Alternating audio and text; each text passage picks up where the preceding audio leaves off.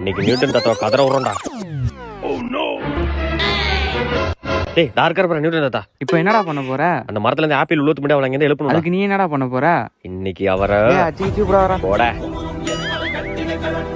தாத்தா ப்ளீஸ் தாத்தா, கெஞ்சி கேக்குற தாத்தா, நியூட்டன் நல்லா படிக்க முடியல தாத்தா. சை கதற விடுறேன்னு கதறிட்டு இருக்கான். இங்க இருந்து கொஞ்சம் ஏஞ்சி போய் உட்காருங்க தாத்தா, ப்ளீஸ் தாத்தா. லே அவருக்கு தமிழ் தெரியாதுடா.